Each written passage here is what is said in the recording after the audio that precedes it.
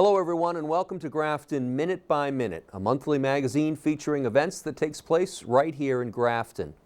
I'm Bob DeToma. On Friday, June 14th, our cameras were at the Mill Village Brick dedication ceremony on Flag Day. Take a look at the video. This was produced by Bill Robidoux.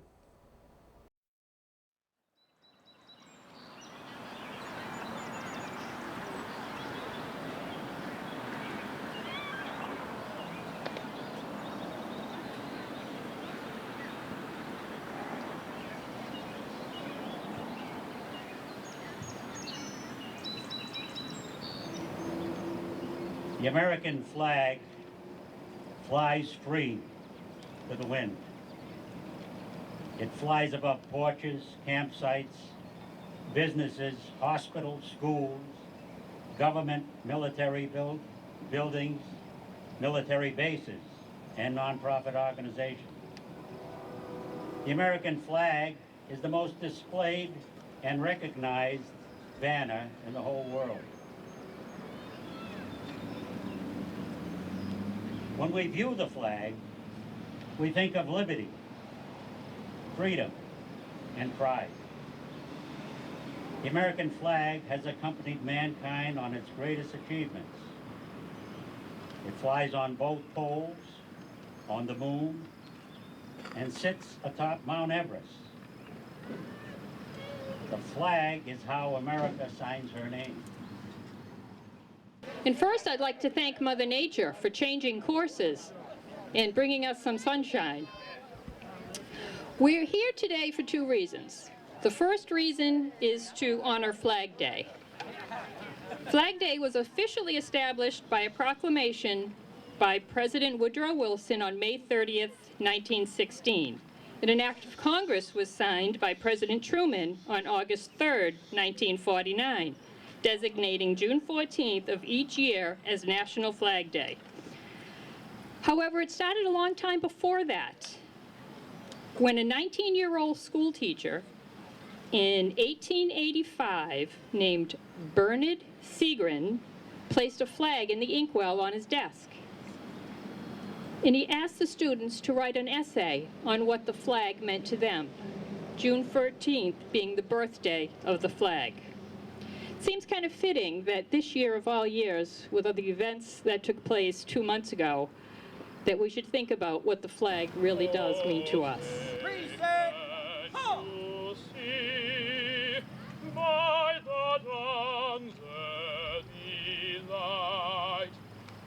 So proudly we heard at the twilight's last gleaming, whose broad stripes and bright stars through the perilous fight o'er the ramparts we watched were so gallantly streaming, and the rocket red glare, the bombs bursting in air, gave proof through the night that our flag was still there. Oh, say does that star-spangled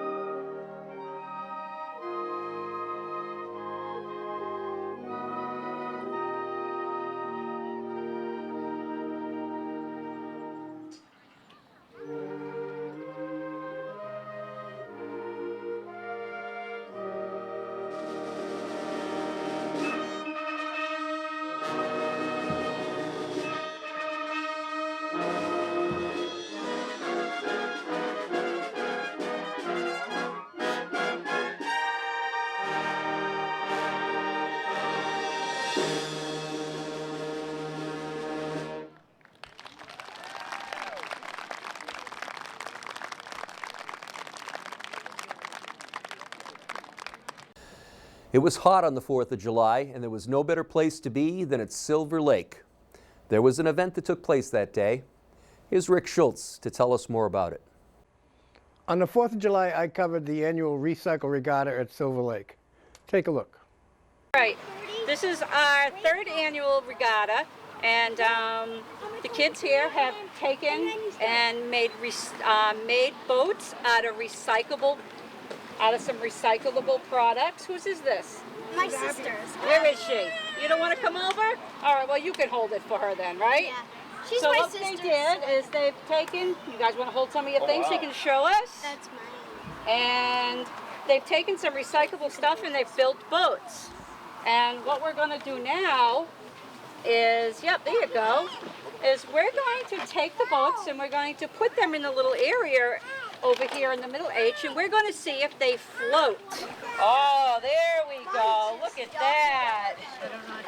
Move a bit further out so you can push it out. Those are great boats. You guys are doing a great job with these. Watching them floating. Good job.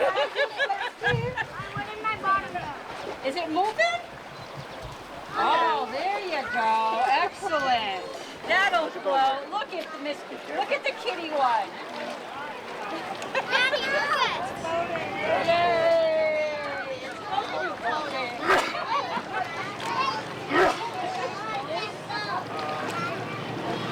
Very nice. Come on in. Come on over. Yummy. Everybody say cheese.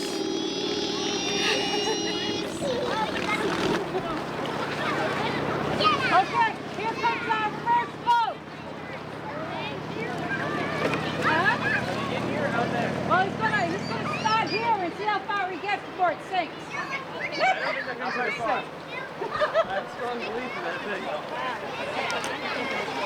Uh-oh, let's see if it floats him. There you go. It not only gets hot in summertime, but we have to worry about insect bites. For some information on a lecture that Grafton Community Television covered, once again, here's Rick Schultz. On Tuesday, July 16th, GCTV cameras were at Tufts University to cover the Tick and Mosquito Awareness Lecture. Take a look. A lot of people have this idea that mosquito-borne infection is like a flash of lightning, like being struck by lightning. That's not entirely true. And in fact, this puts a face on it. This is Kelly LaBelle, a picture of Kelly LaBelle, who died back in 2005. She was a 20-year-old Newton resident, and one day came in and said, "Dad, I don't feel well." Like any dad, he said, "Well, you know, take these ibuprofen or Advil or whatever it was, and you'll feel better in the morning." And sad to say, 7 days later, she was in a coma, and they had to make the very difficult decision to pull life support. This has obviously affected her family to the point that they started raising funds for a small foundation, and what they do today is dispense those funds as a travel award to a promising graduate student to attend the American Society of Tropical Medicine and Hygiene meeting, someone who's working on arthropod-borne viruses. I do take issue with the idea that the chemicals are toxic. The EPA would not let them be sold in Home Depot if there were significant toxicity, even with over-application. Like I said, with DEET, you'd have to eat an ounce of it in order to get sick. With a lot of the granular or spray pesticides you get in Home Depot, you'd have to ingest about the same, more than that, in order to get any kind of ill effect.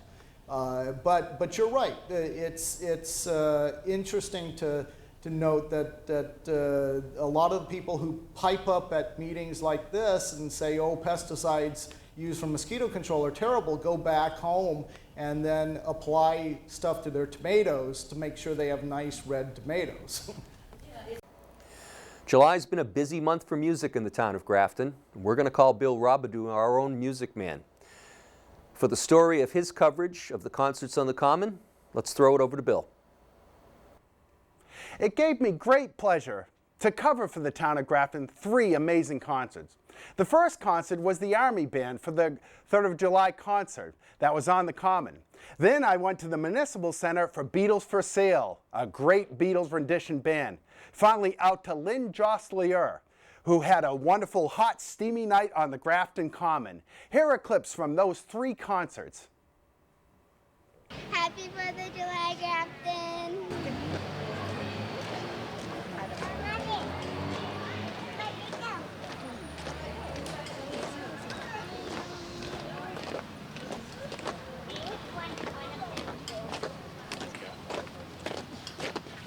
No, he doesn't.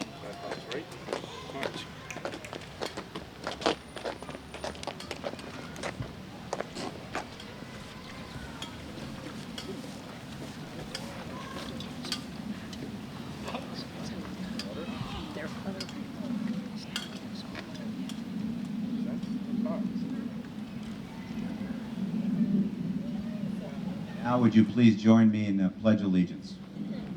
I pledge allegiance to the flag of the United States of America and to the republic for which it stands, one nation, under God, indivisible, with liberty and justice for all. Thank you.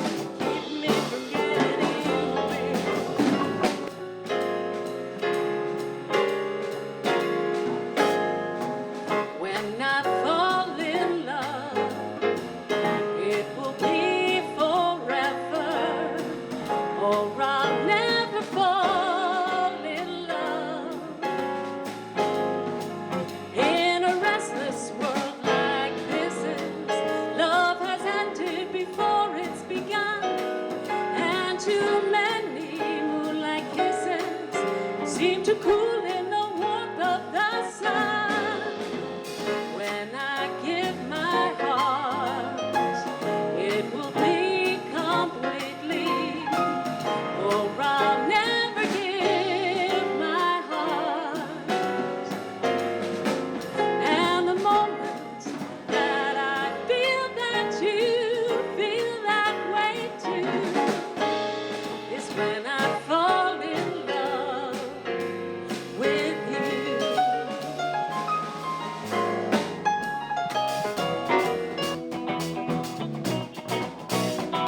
Ooh. Ooh.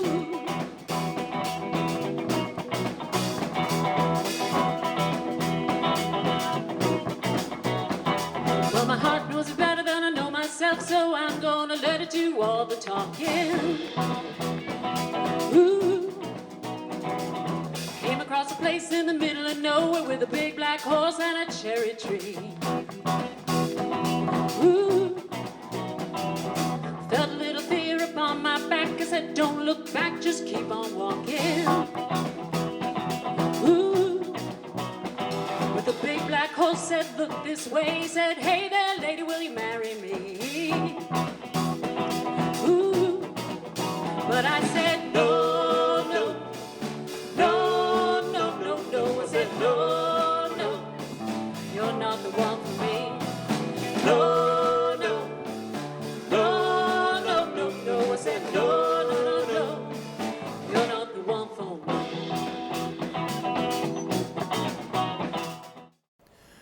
With the creation of this program, you're probably going to see some of the staff members out and about town with cameras.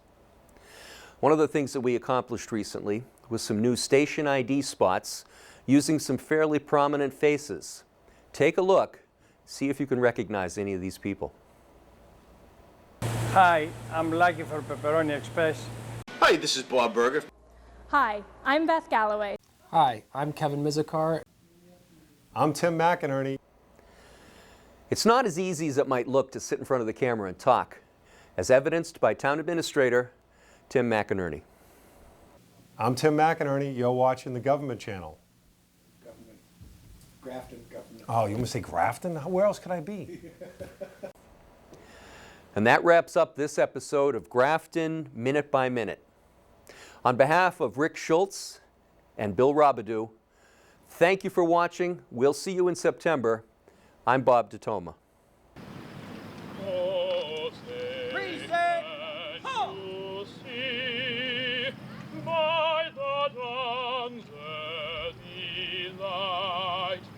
What so proudly we heard at the twilight's last gleaming, whose broad stripes and bright stars through the perilous fight o'er the ramparts we watched were so grand.